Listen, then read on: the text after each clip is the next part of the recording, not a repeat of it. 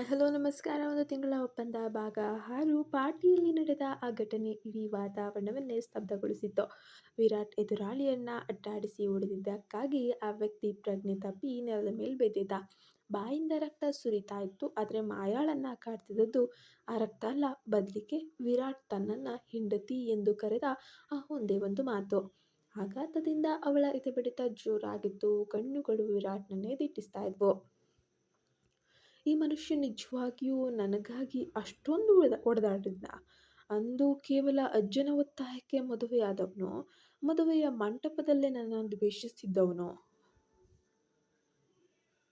ದ್ವೇಷಿಸಿ ದೂರ ತಳ್ಳಿದವನು ಇಂದು ನನ್ನನ್ನು ಹೆಂಡತಿ ಅಂತ ಕರೆದ್ನಲ್ಲ ಎನ್ನುವುದೇ ಪರಮಾಶ್ಚರ್ಯ. ಮಾಯಾಳ ಮನಸ್ಸಿನಲ್ಲಿ ಪ್ರಶ್ನೆಗಳ ಸುರಿಮಳೆಯೇ ಆಗ್ತಾ ಇತ್ತು. ಆ ಪಾರ್ಟಿಯಲ್ಲಿ ಚುಡಾಯಿಸಿದವನ ಮೇಲೆ ವಿರಾಟ್ ತನ್ನೆಲ್ಲ ಆಕ್ರೋಶವನ್ನ ತೀರಿಸ್ಕೊಳ್ತಾ ಇದ್ದ. ವಿರಾಟ್ ಅವಳ ಕಣ್ಣುಗಳನ್ನ ನೋಡಿದ್ದ. ಅಲ್ಲಿನ ಸಿಟ್ಟು, ಸಂಕಟ ಮಡುಗಟ್ಟಿತ್ತು. ಸುತ್ತಲೂ ಇದ್ದ ಗೆಳೆಯರ ಗುಂಪನ್ನ ಲೆಕ್ಕಿಸದೆ ನೇರವಾಗಿ ಮಾಯಾಳ ಹತ್ತಿರ ಬಂದು ಅವಳ ಕೈಯನ್ನ ಹಿಡಿದು ಎಳೆದುಕೊಂಡೇ ಹೋದ. ಮಾಯಾ ಮಾತ್ರ ಮೌನವಾಗಿ ಅವಳನ್ನ ಹಿಂಬಾಲಿಸಿದ್ಲು. ಕಾರ್ನಲ್ಲಿ ಕುಳಿತಿದ್ರು ಇಬ್ಬರ ನಡುವೆ ಸ್ಮಶಾನವಾದ ಮೌನ. ವಿರಾಟ್ನ ದೃಷ್ಟಿ ಮಾತ್ರ ರಸ್ತೆಯ ಮೇಲಿತ್ತು. ಕೊನೆಗೆ ಮೌನ ಮುರಿದಂತಹ ವಿರಾಟ್ ತಣ್ಣನೆಯ ಧ್ವನಿಯಲ್ಲಿ ಹೇಳಿದ, ನನ್ನನ್ನು ಹಾಗೆ ನೋಡಬೇಡ. ನಿನ್ನ ಜಾಗದಲ್ಲಿ ಬೇರೆ ಯಾವುದೇ ಹುಡುಗಿ ಇದ್ರೂ ನಾನು ಇದನ್ನೇ ಮಾಡ್ತಿದ್ದೆ. ಆ ಮಾತು ಮಾಯಾಳ ಎದೆಗೆ ಚುಚ್ಚಿದಂತಾಯಿತು. ಹಾಗಾದ್ರೆ ಸಿಕ್ಕ ಹುಡುಗಿಯನ್ನೆಲ್ಲ ನೀನು ಹೆಂಡತಿ ಅಂತಾನೆ ಕರಿತೀಯಾ ಎಂದು ತಿರುಗಿ ಕೇಳಿದ್ಲು. ವಿರಾಟ್ಗೆ ಉತ್ತರ ಇರಲಿಲ್ಲ. ಇಂತಹ ಪ್ರಶ್ನೆಗಳಿಗೆ ಉತ್ತರಿಸುವಂತಹ ಧೈರ್ಯ ಅವನಲ್ಲಿ ಬರಲಿಲ್ಲ. ಆ ಕ್ಷಣದಲ್ಲಿ ಅವಳಿಗೆ ಬೇರೆ ಯಾರೋ ಕೈ ಹಾಕಿದ್ದನ್ನು ನೋಡಿದಾಗ ಅವನೊಳಗೆ ಉಕ್ಕಿ ಬಂದ ಸಿಟ್ಟು ಅಸಹಜವಾಗಿತ್ತು. ಅವಳನ್ನು ಒಮ್ಮೆ ದ್ವೇಷದಿಂದ ವಿಚ್ಛೇದನ ನೀಡಿದ್ರು. ಇಂದು ಅವಳು ಅನುಭವಿಸಿದ ಅವಮಾನ ಅವನನ್ನು ಬಹಳವಾಗಿ ಕೆರಳಿಸ್ತಾ ಇತ್ತು. ಹೋಟೆಲ್ ಕೋಣೆಗೆ ಬಂದ ಮೇಲೆಯೂ ಕೂಡ ಅದೇ ಉದ್ವಿಗ್ನತೆ, ಕೋಪ, ರೋಷ. ವಿರಾಟ್ ಮೌನವಾಗಿ ಮಲಗ್ಬಿಟ್ಟ. ಮಾಯಾಳು ಅವನ ಪಕ್ಕದಲ್ಲೇ ಮಲಗಿದ್ಲು. ಆದರೆ ಇಬ್ಬರ ಕಣ್ಣಲ್ಲೂ ನೆಮ್ಮದಿ ಇಲ್ಲ, ನಿದ್ರೆಯಂತೂ ಕಾಣ್ತಾನೆ ಇರಲಿಲ್ಲ. ಹೇ ವಿರಾಟ್, ಎದ್ದೇಳು. ಇವತ್ತು ರಾತ್ರಿ ನಿನಗೇನು ಬೇಡವಾ ಎಂದು ಮಾಯಾ ಪ್ರಶ್ನೆ ಮಾಡಿದ್ಲು. ಇಲ್ಲ, ನನಗೀಗ ಏನು ಬೇಡ, ನನಗೆ ಮೂಡಿಲ್ಲ, ಮಲಗು ಎಂದು ವಿರಾಟ್ ಗಡುಸಾಗಿ ಉತ್ತರಿಸ್ದ. ಹಾಗಾದರೆ ನನಗೆ ಇವತ್ತು ಹಣ ಸಿಗುವುದಿಲ್ಲ ಅಂತ ಏನಾದರೂ ಅರ್ಥನಾ? ಮಾಯಾಳ ಈ ಪ್ರಶ್ನೆ ವಿರಾಟ್ನನ್ನ ಬಹಳವಾಗಿ ಕೆರಳಿಸಿಬಿಡ್ತು. ಹಣ ಹಣ ಹಣ ಹಣ ಹಣ ಹಣ ಹಣ ನಿನಗೆ ಯಾವಾಗಲೂ ಅದೇ ಬೇಕಲ್ವಾ? ಹಣಕ್ಕೋಸ್ಕರ ಏನು ಬೇಕಾದರೂ ಮಾಡ್ತೀಯ. ತಗೋ ನಿನ್ನ ಹಣ, ನಿನಗೆ ಸಿಗತ್ತೆ ಎಂದ ವಿರಾಟ್. ಆದರೆ ಮಾಯಾ ಆಟಕ್ಕೆ ಬಿದ್ದವಳಂತೆ ಹೇಳಿದ್ಲು, ನಾನು ಕೆಲಸ ಮಾಡದಿದ್ರೆ ಹಣ ತೆಗೆದುಕೊಳ್ಳೋದಿಲ್ಲ. ನಾನೇನು ಭಿಕ್ಷುಕಿಯಲ್ಲ. ಕಷ್ಟಪಟ್ಟು ಸಂಪಾದಿಸಿದ ಹಣವನ್ನು ನಾನು ಮುಟ್ಟೋದು ಅಂತ ಹೇಳಿದಾಗ ವಿರಾಟ್ ಬಹಳ ವ್ಯಂಗ್ಯವಾಗಿ ನಗ್ತಾ ಇದ್ದಾನೆ. ಇದನ್ನ ನೀನು ಕಷ್ಟದ ಕೆಲಸ ಅಂತೀಯಾ? ಮಾಯಾ ಕಣ್ಣೀರು ತಡೆಯುತ್ತಾ ಧೈರ್ಯವಾಗಿ ಹೇಳಿದ್ಲು, ಹೌದು. ಒಬ್ಬರಿಗಾಗಿ ನನ್ನ ದೇಹವನ್ನು ಒಪ್ಪಿಸಿ ಅವರಿಗೆ ಸುಖ ನೀಡುವುದು ಕೂಡ ಕಷ್ಟದ ಕೆಲಸವೇ. ನೀನು ಆ ಸುಖಕ್ಕೆ ತಾನೇ ನನಗೆ ಹಣ ಕೊಡ್ತೀಯಾ? ವಿರಾಟ್ಗೆ ಆ ಕ್ಷಣದಲ್ಲಿ ಮಾಯಾ ಕೇವಲ ಹಣದ ಹಿಂದೆ ಬಿದ್ದಿರುವ ವೇಶ್ಯೆಯಂತೆ ಕಂಡ್ಲು. ಅಜ್ಜ, ಈ ಹುಡುಗಿಯಲ್ಲಿ ಏನನ್ನ ಕಂಡ್ರೋ? ಇವಳಿಗೂ ಒಬ್ಬ ದಲ್ಲಾಳಿಗೂ ವ್ಯತ್ಯಾಸವೇ ಇಲ್ಲ ಎಂದು ತನ್ನಲ್ಲೇ ಅಂದುಕೊಂಡ. ಅಷ್ಟರಲ್ಲೇ ಮಾಯಾಳ ಫೋನ್ಗೆ ವೈದ್ಯರಿಂದ ಒಂದು ಸಂದೇಶ ಬಂತು. ತಕ್ಷಣ ಕ್ವಿಕ್ ಆಗಿ ತಂದೆಯ ಚಿಕಿತ್ಸೆಗೆ ಕೂಡಲೇ ಹಣ ಕಟ್ಟಬೇಕು ಹೋರಿಯಪ್ಪ ಅಂತ ಬಂದಿತ್ತು ಮೆಸೇಜು. ಇಲ್ಲದಿದ್ದರೆ ಪ್ರಾಣಕ್ಕೆ ಅಪಾಯ. ಮಾಯಾಳ ಮುಂದೆ ಬೇರೆ ದಾರಿಯೇ ಇರಲಿಲ್ಲ. ಅವಳು ಇದ್ದಕ್ಕಿದ್ದಂತೆ ವಿರಾಟ್ನ ಮೇಲೆ ಹೇರಿ ಕುಳಿತಳು. ವಿರಾಟ್ ಮಾತ್ರ ಆಘಾತದಿಂದ ಕೇಳಿದ್ದು, ಹೇಯ್, ಏನೇ ಮಾಡ್ತಿದ್ಯಾ ನೀನು ಅಂತ. ನೀನು ನನ್ನನ್ನು 1 ತಿಂಗಳಿಗೆ ಖರೀದಿ ಮಾಡಿದ್ದೀಯ ತಾನೇ? ನಿನಗೆ ಸುಖ ಕೊಡುವುದು ನನ್ನ ಜವಾಬ್ದಾರಿ. ನನಗೆ ಹಣ ಬೇಕು. ನೀನು ಮೂಡ್ನಲ್ಲಿ ಇಲ್ಲದಿದ್ದರೆ ಹೇಳು, ನಾನು ಬೇರೆ ಗ್ರಾಹಕರನ್ನು ಹುಡ್ಕೊಂಡು ಹೋಗ್ತೇನೆ ಅಂತ ಹೇಳ್ತಾಳೆ. ತನ್ನ ಹೆಂಡತಿಯ ಮಾತುಗಳನ್ನು ಕೇಳಿದ ಆತನಿಗೆ ಒಂದು ಕ್ಷಣ ದಿಗ್ಭ್ರಮೆಯಾಗುವುದಂತೂ ನಿಜ. ಮಾಯಾಳ ಈ ಮಾತು ವಿರಾಟ್ನನ್ನ ಮೃಗವನ್ನಾಗಿಸಿತು. ಬೇರೆ ಗ್ರಾಹಕನ? ಅಷ್ಟು ಹಸಿವೆಯೇ ನಿನಗೆ ಎಂದು ಅಬ್ಬರಿಸಿದ ವಿರಾಟ್ ಮಾಯಾಳ ಕುತ್ತಿಗೆಯನ್ನು ಹಿಡಿದು ಹಾಸಿಗೆ ಮೇಲೆ ತಳ್ಳಿದ್ದ. ಅವನೊಳಗೆ ಪ್ರೀತಿಗಿಂತ ಹೆಚ್ಚಾಗಿ ಮಾಯಾಳ ಮೇಲಿನ ಸಿಟ್ಟು ಮತ್ತು ಅಹಂಕಾರ ತಾಂಡವವಾಡ್ತಿತ್ತು. ಹಣ ಹಣ ಹಣ ಹಣ ಬೇಕಲ್ವಾ ನಿನಗೆ? ಇವತ್ತು ರಾತ್ರಿ ನಿನ್ನ ಆತ್ಮವೇ ನಡುಗಿ ಹೋಗ್ಬಿಡ್ಬೇಕು. ಆ ರೀತಿ ಮಾಡ್ತೇನೆ ಎಂದು ಅರಚುತ್ತಾ ಹಸಿದ ತೋಳದಂತೆ ಅವಳ ಮೇಲೆ ಬಹಳ ದಾಳಿಯನ್ನೇ ಮಾಡಿಬಿಟ್ಟ. ವಿರಾಟ್ ತನ್ನೆಲ್ಲ ಆಕ್ರೋಶವನ್ನು ಅವಳ ಮೇಲೆ ತೀರಿಸ್ಕೊಳ್ತಿದ್ದ. ಮಾಯಾ ದೈಹಿಕ ನೋವಿನಿಂದ ನರಳುತ್ತಿದ್ರು ತಂದೆಯ ಚಿಕಿತ್ಸೆಗಾಗಿ ಅದೆಲ್ಲವನ್ನ ಸಹಿಸ್ಕೊಂಡ್ಬಿಟ್ಲು. ಎಷ್ಟೋ ಬಾರಿ ಅವಳು ಪ್ರಜ್ಞೆ ತಪ್ಪುತ್ತಿರುವ ತಪ್ತಾ ಇದ್ಲು. ಆದರೆ ವಿರಾಟ್ ಕರುಣೆ ತೋರಲಿಲ್ಲ. ಬೆಳಗಾಗುವ ಹೊತ್ತಿಗೆ ಮಾಯಾ ಸಂಪೂರ್ಣ ಪ್ರಜ್ಞೆಯನ್ನ ಕಳ್ಕೊಂಡು ಶವದಂತೆ ಬಿದ್ದಿದ್ಲು. ಸ್ನಾನದ ಮನೆಗೆ ಹೋದಂತಹ ವಿರಾಟ ತನ್ನ ಮೇಲೆಯೇ ಅಸಹ್ಯವನ್ನಗೊಳ್ತಾನೆ. ಒಂದು ರೀತಿ ಬೇಸರ ಕೂಡ ಅವನಿಗೆ ಉಂಟಾಗುತ್ತೆ. ಗೋಡೆಗೆ ಕೈಯಿಂದ ಗುದ್ದತೊಡಗಿದ್ದ. ರಕ್ತ ಸುರಿಯುತ್ತಿದ್ದರೂ ಅವನಿಗೆ ನೋವಾಗ್ತಾ ಇರಲಿಲ್ಲ. ನಾನೇನು ಮಾಡ್ತಾ ಇದ್ದೀನಿ? ನಾನೊಬ್ಬ ಮೃಗವಾಗಿದ್ದೀನಾ? ಖಂಡಿತ ಒಬ್ಬ ಹೆಣ್ಣಿನ ಮೇಲೆ ಅತ್ಯಾಚಾರ ಮಾಡುವ ಮಟ್ಟಕ್ಕೆ ಇಳಿದುಬಿಟ್ನಾ ಎಂಬ ಅಪರಾಧಿ ಪ್ರಜ್ಞೆ ಅವನನ್ನು ಸುಡುತ್ತಾ ಇತ್ತು. ಮಾಯಾಳ ಹಠ, ಅವಳ ಅನಿವಾರ್ಯತೆ ವಿರಾಟ್ನನ್ನು ಒಬ್ಬ ಕ್ರೂರಿಯನ್ನಾಗಿ ಬದಲಾಯಿಸ್ತಾ ಇದೆ. ಆದರೆ ಬೆಳಗಿನ ಜಾವದಲ್ಲಿ ಆ ಕೋಣೆಯಲ್ಲಿ ಉಳಿದದ್ದು ಕೇವಲ ರಕ್ತ, ಕಣ್ಣೀರು ಮತ್ತು ಇಬ್ಬರ ನಡುವಿನ ಮುರಿದು ಹೋದ ಸಂಬಂಧದ ಕಹಿ ಮಾತ್ರ. ಆ ಕರಾಳ ರಾತ್ರಿಯ ನಂತರದ ಬೆಳಗ್ಗೆ ಹೋಟೆಲ್ ಕೋಣೆಯ ಕಿಟಕಿ ಬದಿಯಲ್ಲಿ ಮಾಯಾ ಕಾಫಿಯನ್ನ ಇರುತ್ತಾ ಕುಳಿತಿದ್ದಾಳೆ. ವಿರಾಟ್ ಈಗಷ್ಟೇ ಎದ್ದಿದ್ದಾನೆ. ವಿರಾಟ್ ಗಾಬರಿಯಿಂದ ಎದ್ದು ಕುಂತು ಮುಖದ ಮೇಲೆ ಕೈ ಹಾಡಿಸ್ತಾ, ಮಾಯಾ, ನೀನು ಎದ್ದಿದ್ದೀಯಾ? ಮಾಯಾ ಧ್ವನಿಯಲ್ಲಿ ಯಾವುದೇ ಏರಿಳಿತವಿಲ್ಲದೆ ಕಿಟಕಿಯ ಹೊರಗೆ ನೋಡುತ್ತಾ, ಹ್ಞೂ. ಕಾಫಿ ಬೇಕಾ? ಅಲ್ಲಿ ಫ್ಲಾಸ್ಕ್ನಲ್ಲಿ ಇದೆ, ನೀನು ತಗೋಬೋದು. ವಿರಾಟ್ ಅವಳ ಹತ್ತಿರ ಬರಲು ಹಿಂಜರಿಯುತ್ತಾ, ಬೇಡ ಬೇಡ, ಆ ರಾತ್ರಿ ನಾನು ನಾನು ನಿಜಕ್ಕೂ ನಾನಾಗಿರಲಿಲ್ಲ ಮಾಯಾ. ನನ್ನ ಕೈ ನೋಡು, ನಾನೇ ಗೋಡೆಗೆ ಚುಚ್ಕೊಂಡಿದ್ದೀನಿ. ನಿನಗೆ ಖಂಡಿತ ನೋವಾಗಬಾರ್ದಿತ್ತು. ಮಾಯಾ ಮಾತ್ರ ತಣ್ಣಗೆ ನಕ್ಕು ಅವನ ಕಡೆ ತಿರುಗಿ, ಹಾಂ, ಯಾಕಷ್ಟೊಂದು ಎಕ್ಸ್ಪ್ರೆಷನ್ ಕೊಡ್ತಿದೀಯ ವಿರಾಟ್? ಈ ಎಕ್ಸ್ಪ್ರೆಷನ್ ನಿನ್ನ ಮುಖಕ್ಕೆ ಸ್ವಲ್ಪನೂ ಸೂಟ್ ಆಗ್ತಾ ಇಲ್ಲ. But it's okay. ನೀನು ಹಣ ಕೊಟ್ಟಿದ್ದೀಯಾ, ನಾನು ಸರ್ವಿಸ್ ಕೊಟ್ಟಿದ್ದೀನಿ, ಅದ್ರ ಮುಂದೆ ಇನ್ನೇನು ಇಲ್ಲ. ಈ ರೀತಿಯ ಒಂದು ಫೀಲಿಂಗ್ ಎಲ್ಲ ಅಷ್ಟು ಒಳ್ಳೆಯದಲ್ಲ, ಅಷ್ಟೇ ಅಲ್ವಾ? ವಿರಾಟ್ ನಿಜವಾಗಿಯೂ ಅವಳ ನಿರ್ಲಕ್ಷ್ಯಕ್ಕೆ ಒಂದು ಕ್ಷಣ ಬೆಚ್ಚಿ ಬಿದ್ದುಬಿಟ್ಟ. ವಿರಾಟ್, ಸರ್ವೀಸ್? ಏನು ಮಾತಾಡ್ತಿದ್ಯಾ ನೀನು? ಸಿಟ್ಟಿನಲ್ಲಿದ್ದೀಯಾ ಅಂತ ಗೊತ್ತು. ಬೈಬೇಕಿದ್ರೆ ಹೊಡಿ, ಆದರೆ ಈ ಥರ ಮಿಷಿನ್ ಥರ ಮಾತಾಡಬೇಡ. ಮಾಯಾ ನಿಂತ್ಕೊಂಡು ಅವನ ಕಣ್ಣಲ್ಲಿ ಕಣ್ಣಿಟ್ಟು, ಮಿಷಿನ್ ಇಲ್ಲ ವಿರಾಟ್, ನಾನು ತುಂಬ ಪ್ರಾಕ್ಟಿಕಲ್ ಆಗಿದ್ದೀನಿ ಅಷ್ಟೇ. ನೀನು ನನ್ನ ವೈಶ್ಯ ಅಂತ ಅಂದೆ ತಾನೆ, ನಾನು ಅದನ್ನು ಒಪ್ಕೊಂಡೆ ಅಷ್ಟೇ. ಅಂದಮೇಲೆ ಅದನ್ನು ನೀನು ಒಪ್ಕೋ. ವ್ಯಾಪಾರ ಮುಗಿದ ಮೇಲೆ ಜಗಳ ಯಾಕೆ? ಒಂದೊಂದು ಸಲ ಕಷ್ಟ ಆಗುತ್ತೆ, ಅದನ್ನು ನಾವು ಅಡ್ಜಸ್ಟ್ ಮಾಡ್ಕೊಳ್ಳೇಬೇಕು. ವಿರಾಟ್ ಕಿರಿಚುತ್ತಾ, ಅಲ್ಲ, ನಾನು ಆ ಪಾರ್ಟಿಯಲ್ಲಿ ನನ್ನ ಹೆಂಡತಿ ಅಂತ ಕರೆದಿದ್ದೆ ಅಲ್ವಾ? ನೀನು ನನ್ನ ಮದುವೆಯಾಗಿದ್ದವಳು ಅನ್ನೋ ಕಾರಣಕ್ಕೆ ನನಗೆ ಸಿಟ್ಟು ಬಂದಿದ್ದು ಅಷ್ಟೇ. ಮಾಯಾ ಶಾಂತವಾಗಿ, ಆಗಲೇ ತಪ್ಪು ಮಾಡಿದ ನೀನು. ಹೆಂಡತಿ ಅನ್ನೋ ಪದಕ್ಕೆ ಬೆಲೆ ಇರೋದು ಪ್ರೀತಿದಾಗ ಮಾತ್ರ. ಇಲ್ಲಿರೋದು ಬರೀ ಅಗ್ರಿಮೆಂಟ್ ಅಷ್ಟೇ ಅಲ್ವಾ? ಆ ರಾತ್ರಿ ನೀನು ಮಾಡಿದ್ದು ರೇಪ್ ಅಂತ ನನಗನ್ನಿಸ್ಲಿಲ್ಲ. ಯಾಕಂದರೆ ನಾನು ಮಲಗಿದ್ದು ಗಂಡನ ಜೊತೆ ಅಲ್ಲ, ಒಬ್ಬ ಕ್ಲೈಂಟ್ಸ್ ಜೊತೆ. ವಿರಾಟ್ ಅವಳ ಮಾತು ಕೇಳಿ ಮೌನವಾಗಿಬಿಡ್ತಾನೆ ಒಂದು ಕ್ಷಣ. ತನ್ನೆಲ್ಲ ಭಾವನೆಗಳಿಗೆ ಈಕೆ ಒಂದು ಚೂರು ಬೆಲೆ ಕೊಡ್ತಾ ಇಲ್ವಲ್ಲ ಅನ್ನೋದು ಗೊತ್ತಾಗುತ್ತೆ. ಎದೆಯಲ್ಲಿ ಏನೋ ಒಂದು ಚುಚ್ಚಿದ ಹಾಗಾಗುತ್ತೆ. ಕ್ಲೈಂಟ್? ಮಾಯಾ, ನೀನು ನನ್ನ ಕ್ಲೈಂಟ್ ಅಂತ ಹೇಳುವಾಗ ನನ್ನ ಉಸಿರು ನಿಂತು ಹೋದಂತಾಗ್ತಿದೆ. ನಿನಗೆ ನನ್ನ ದ್ವೇಷ ಕೂಡ ಇಲ್ವಾ? ಮಾಯಾ ಕಿಟಕಿಯ ಬಳಿ ಹೋಗಿ, ದ್ವೇಷ ಪಡೋಕ್ಕೂ ಮನಸ್ಸಲ್ಲಿ ಜಾಗ ಇರಬೇಕು ವಿರಾಟ್. ನೀನು ಹಣ ಕಳಿಸಿದ ತಕ್ಷಣ ಹಾಸ್ಪಿಟಲ್ ಕಾಲ್ ಬಂತು, ಅಪ್ಪನಿಗೆ ಆಪ್ರೇಷನ್ ಶುರುವಾಗಿದೆ ಅಂತ ಹೇಳಿಬಿಟ್ಟು. So thank you so much. ನಿನ್ನ ಕ್ರೌರ್ಯ ನಮ್ಮ ಅಪ್ಪನ ಜೀವ ಉಳಿಸಿದೆ ಗೊತ್ತಾ ನಿನಗೆ? ನನಗಷ್ಟೇ ಸಾಕು. ನಮ್ಮ ಅಪ್ಪನ ಜೀವದ ಮುಂದೆ ಇದೆಲ್ಲ ಯಾವುದೇ ನನಗೆ ಕಷ್ಟನೇ ಅಲ್ಲ ಅಂತ ಅನಿಸುತ್ತೆ. ವಿರಾಟ್ ಅವಳ ಹೆಗಲ ಮೇಲೆ ಕೈ ಇಡಲು ಹೋಗಿ ಅವಳು ದೂರ ಸರಿಯುವುದನ್ನು ನೋಡಿ ಕೈ ಹಿಂತೆಗೆದುಕೊಂಡ. ಮಾಯಾ, ಪ್ಲೀಸ್ ನನ್ನನ್ನು ನೋಡು. ನಿನ್ನ ಕಣ್ಣಲ್ಲಿ ನೀರಿಲ್ಲ ಯಾಕೆ? ಒದ್ದಾಡು, ಕಿರುಚು, ಆದರೆ ಹೀಗೆ ಕಲ್ಲಿನ ಥರ ಮಾತ್ರ ಇರಬೇಡ. ನಿನ್ನ ಈ ಸುಮ್ಮನಿರೋದನ್ನು ನನಗೆ ಭಯ ಕೊಡುತ್ತೆ. ಮಾಯಾ ಅವನ ಕಡೆ ನೋಡಿ ಮಂದಹಾಸ ಬೀರುತ್ತಾ, ಭಯಾನ? ವೈ? ಯಾಕೆ? ಇಷ್ಟು ದಿನ ನಾನು ಅಳಬೇಕು ಅಂತ ತಾನೇ ನೀನು ಕಾಯ್ತಾ ಇದ್ದದ್ದು. ಇವತ್ತು ನಾನು ಹಾಗೆ ಇದ್ದೀನಿ. ಅಪ್ಪನ ಆಪ್ರೇಷನ್ ಮುಗಿಯೋವರೆಗೂ ನಾನು ನಿನ್ನ ಜೊತೆನೇ ಇರ್ತೀನಿ. ನೀನು ಯಾವಾಗ ಕರೆದ್ರೂ ಬರ್ತೀನಿ, ಯಾವಾಗ ಹೋಗು ಅಂದರೂ ಹೋಗ್ತೀನಿ. ಆ ಹಣಕ್ಕೆ ನಾನು ನ್ಯಾಯ ಖಂಡಿತ ಕೊಡ್ತೀನಿ, ಒದಗಿಸಲೇಬೇಕಲ್ವಾ? ವಿರಾಟ್ ಹತಾಶೆಯಿಂದ, ಸಾಕು, ದಯವಿಟ್ಟು ನಿಲ್ಲಿಸು. ಹಣದ ಮಾತು ಬಿಟ್ಬಿಡು. ನಾನು ನಿನಗೆ ಪ್ರಾಯಶ್ಚಿತ್ತ ಮಾಡ್ಕೋಬೇಕಂತ ಅಂದ್ಕೊಂಡಿದ್ದೀನಿ. ಅದು ನಮಗೆ ಇನ್ನೊಂದು ಚಾನ್ಸ್ ಸಿಗಲ್ವಾ? ಮಾಯಾ ಅವಳ ಪಾಡಿಗೆ ಅವಳು ಯಾವುದೋ ಲೋಕದಲ್ಲಿ ಪ್ಯಾಕ್ ಮಾಡುತ್ತಾ ಚಾನ್ಸ್ ಮೀನ್ಸ್ ವಾಟ್? ಚಾನ್ಸ್ ಅಂದರೆ ಈ ತಿಂಗಳ ಪ್ಯಾಕೇಜ್ ಮುಗಿದ ಮೇಲೆ ಬಹುಶಃ ನನ್ನ ಸರ್ವಿಸ್ ಇಷ್ಟ ಆಗಿ ಇನ್ನೊಂದು ತಿಂಗಳಿಗೂ ಹಣ ಕೊಡ್ತೀಯಾ? ಇನ್ನೊಂದು ತಿಂಗಳಿಗೂ ಬುಕ್ ಮಾಡ್ಕೊಳ್ತೀಯಾ? ನೋಡೋಣ, ನೋಡೋಣ. ಅಪ್ಪ ಡಿಸ್ಚಾರ್ಜ್ ಆದಮೇಲೆ ಹೇಳ್ತೀನಿ. ಅಲ್ಲಿವರೆಗೂ ಗೊತ್ತಿಲ್ಲ. Just keep it professional Virat ಅಂತ ಹೇಳ್ತಾಳೆ.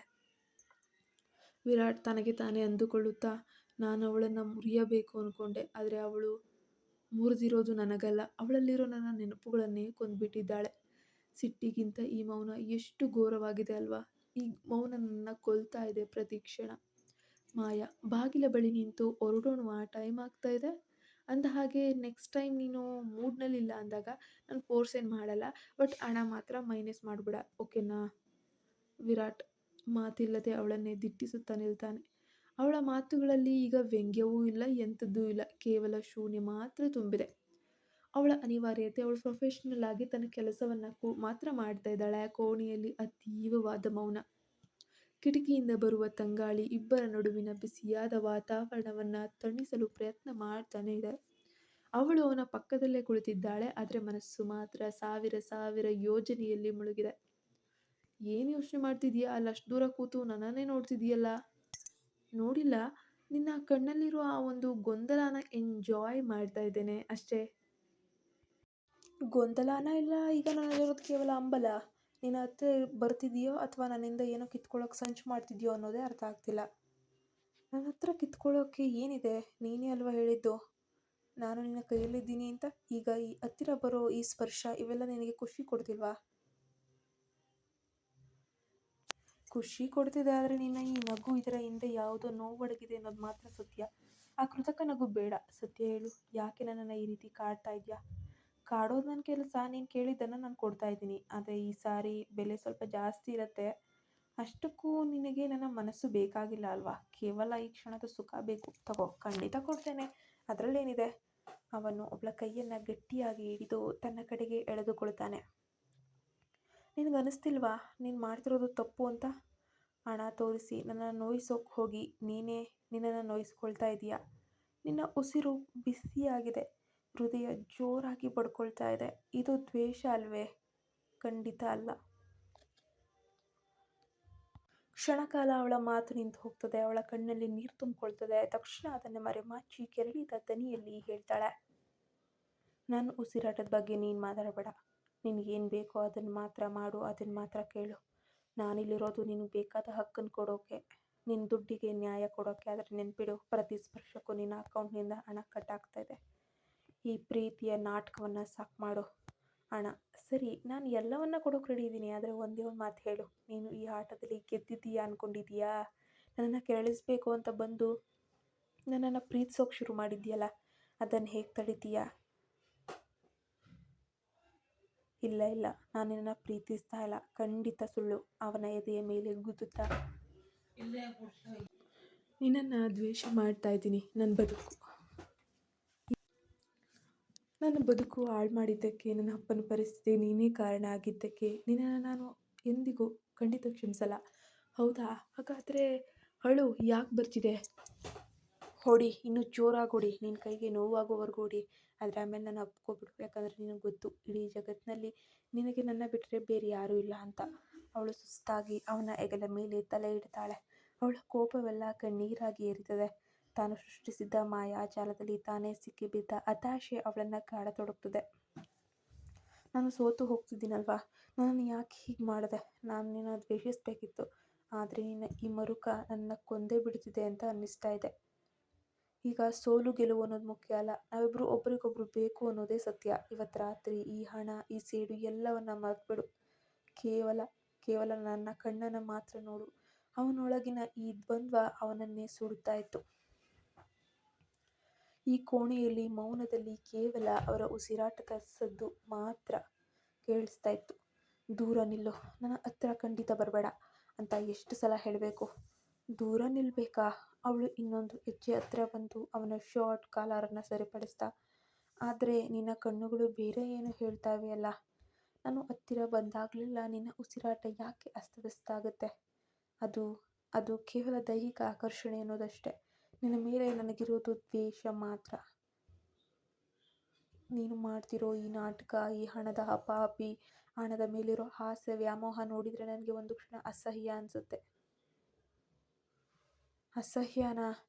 ಅವನ ಕೆನ್ನೆಯ ಮೇಲೆ ಮೆಲ್ಲಗೆ ಕೈ ಆಡಿಸ್ತಾ, ಆಗಿದ್ರೆ ನಿನ್ನ ಕೈಗಳು ಯಾಕೆ ನಡುಗ್ತಾ ಇದ್ದಾವೆ?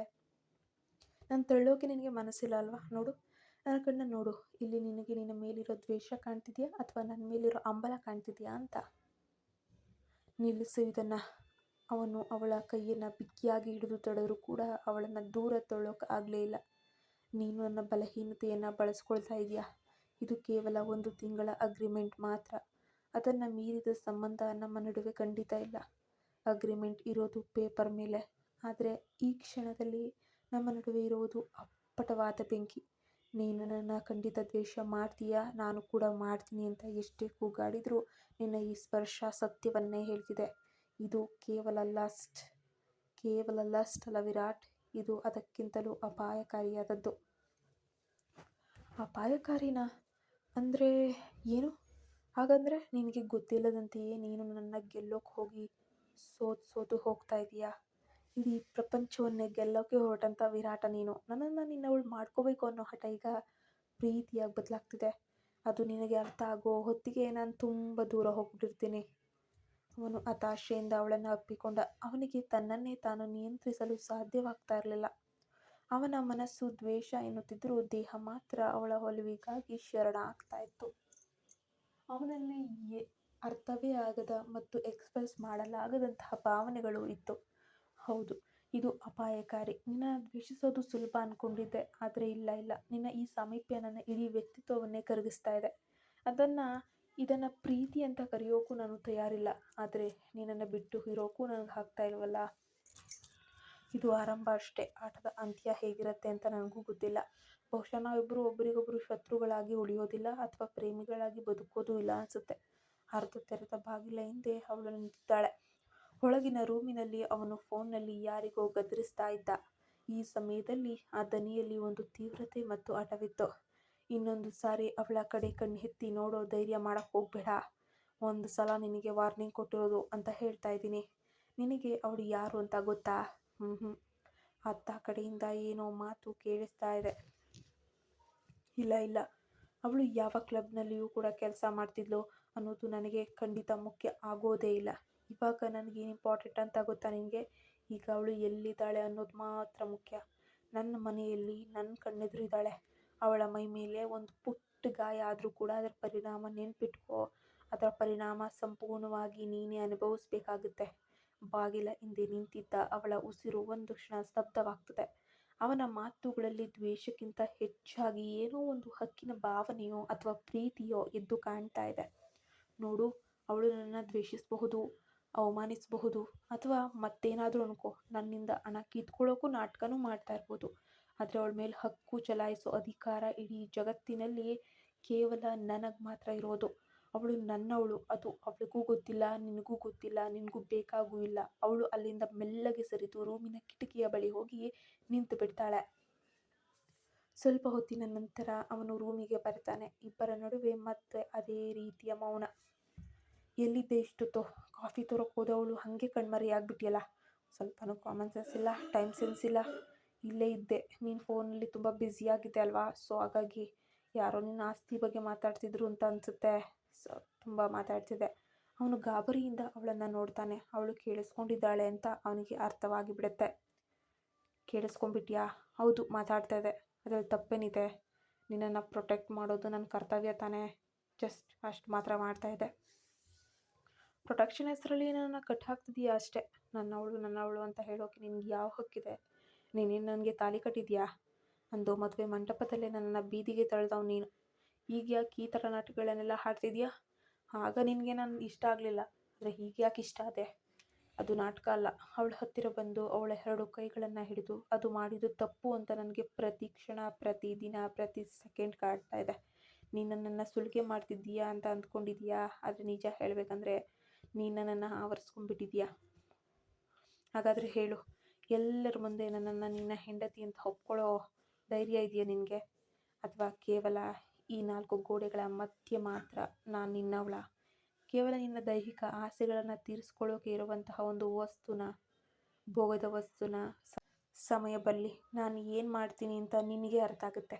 ಅಲ್ಲಿವರೆಗೆ ಈ ಅತಿಯಾದ ಜಾಣತನ ಬೇಡ. ನಿನ್ನ ತಂದೆಯ ಚಿಕಿತ್ಸೆ ಮುಗಿಯುವವರೆಗೂ ನೀನು ಎಲ್ಲೂ ಹೋಗೋ ಹಾಗಿಲ್ಲ. ಅಂಡರ್ಸ್ಟ್ಯಾಂಡ್? ಅರ್ಥ ಮಾಡ್ಕೊ.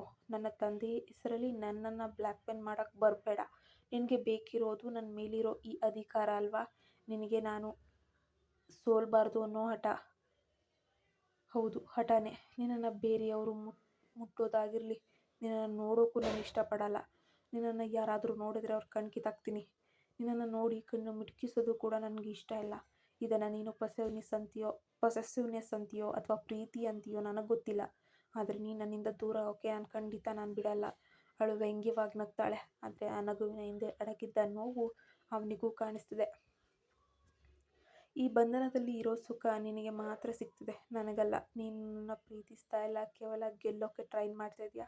ಆದರೆ ನೆನ್ಪಿಡು, ಗೆದ್ದ ಮೇಲೆ ಅದೇ ವಸ್ತು ನಿನಗೆ ಬೋರ್ ಆಗಬಹುದು ಅಥವಾ ಇಲ್ಲೇ ಇದೆ ಅಂತ ಹೇಳಿ ಅದರ ಬೆಲೆ ಕೊಡದೇ ಇರಬಹುದು. ಅವತ್ತು ನಾನು ಎಲ್ಲಿಗೂ ಹೋಗಲಿ, ನಾನು ಏನು ಮಾಡಲಿ, ಆ ದಿನ ಯಾವತ್ತೂ ಬರಲ್ಲ. ಯಾಕಂದರೆ ನೀನು ಗೆಲ್ಲೋ ವಸ್ತುವಲ್ಲ, ನೀನು ನನ್ನ ಉಸಿರು. ಇದನ್ನು ನಿನಗೆ ಅರ್ಥ ಮಾಡಿಸೋಕೆ ನಾನು ಏನು ಬೇಕಾದರೂ ಮಾಡ್ತೀನಿ. ನಾನು ಪದೇ ಪದೇ ಅದನ್ನೇ ನಿನಗೆ ಹೇಳೋಕ್ಕೆ ಟ್ರೈ ಮಾಡ್ತಿದ್ದೀನಿ, ಆದರೆ ನಿನಗದು ಅರ್ಥನೇ ಆಗ್ತಿಲ್ಲ. ಮುಂದಿನ ನಡೆ ವಿರಾಟ್ನ ಈ ಮಾತುಗಳು ಅವಳ ಮನಸ್ಸನ್ನು ಬದಲಿಸ್ತಾವ ಅಥವಾ ಈ ಪೊಸೆಸಿವ್ನೆಸ್ ಅವಳಿಗೆ ಉಸಿರುಗಟ್ಟುವಂತೆ ಮಾಡುತ್ತಾ? ಅವಳು ಅಲ್ಲಿಂದ ತಪ್ಪಿಸ್ಕೊಳ್ತಾಳ? ನೋಡೋಣ ಮುಂದಿನ ಭಾಗದಲ್ಲಿ. ನಮ್ಮ ಚಾನಲ್ಗೆ ಸಬ್ಸ್ಕ್ರೈಬ್ ಆಗಿ.